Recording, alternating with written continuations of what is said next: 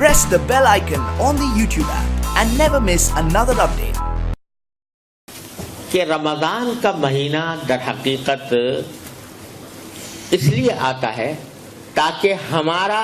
اللہ تعالیٰ کے ساتھ جو تعلق دنیاوی مشاغل کی وجہ سے ڈسٹرب ہو گیا ہے اس کو بحال کیا جائے، اس کو ریسٹور کیا جائے اور اس کو بہتر طریقے پر اس کے اندر ترقی پیدا کی جائے۔ اس کے لیے دوسرا کام یہ ہے کہ نفلی عبادتیں جو فرض نہیں ہیں، واجب نہیں ہیں، لیکن نفلی عبادتیں عام دنوں سے زیادہ کی جائیں۔ مثلا قرآن کریم کی تلاوت یہ بہترین عبادت ہے، وہ جتنی زیادہ سے زیادہ قرآن کی تلاوت ہو سکے وہ کی جائے۔ اسی طرح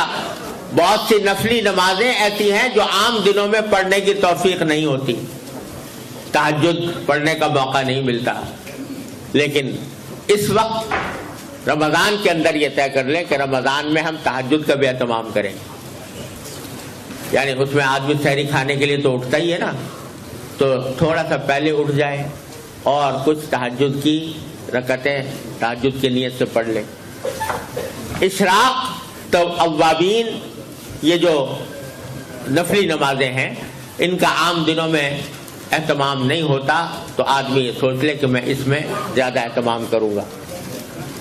تو دو باتیں ہو گئی، ایک گناہوں سے بچنے کا اہتمام، دوسرا نفلی عبادتوں کی کثرت جن میں قرآن کریم کی تلاوت سر پیری سے جتنا زیادہ ہو سکے۔ حدیث میں رسول کریم صلی اللہ علیہ وسلم کا معمول یہ آیا ہے کہ ہر رمضان میں حضرت جبریل امین علیہ السلام آ کر قرآن کریم کا دور کیا کرتے تھے حضور اقدس صلی اللہ علیہ وسلم، اور جس سال آپ کی وفات ہوئی تو 2 مرتبہ دور کیا اس سال، تو اور پھر بزرگوں کا معمول شروع سے چلا تھا۔ قرآن کریم کو رمضان سے خاص نسبت ہے، تو بزرگوں کا معمول شروع سے چلا آتا ہے کہ رمضان کے مہینے میں قرآن کریم کی تلاوت کی مقدار اپنی معمول کی مقدار سے بہت بڑھا دی جاتی ہے، بڑھا کر تلاوت کرتے ہیں۔ تو یہ نفل عبادتوں کا اہتمام، گناہوں سے بچنا اور نفل عبادتوں کا اہتمام، یہ 2 باتیں، لیکن یہ اس وقت ہوں گی کہ رمضان کے آنے سے پہلے ابھی سے انسان رمضان کے لیے کچھ پلاننگ کرے، یعنی ایسی پلاننگ کرے کہ جس میں اس کو اس بات کا کے لیے اہتمام کرے کہ مجھے رمضان میں ان کاموں کے لیے زیادہ وقت ملے، اپنی دوسری مصروفیات کو جتنا کم کر سکے بغیر کسی کا حق مارے ہوئے، اگر جتنا کم کر سکتا ہے اس کو کم کرے اور نفلی عبادتوں کے اوقات کو بڑھائے اور گناہوں سے بچنے کا اہتمام کرے۔ جو مواقع ہوتے ہیں گناہوں میں مبتلا ہونے کے،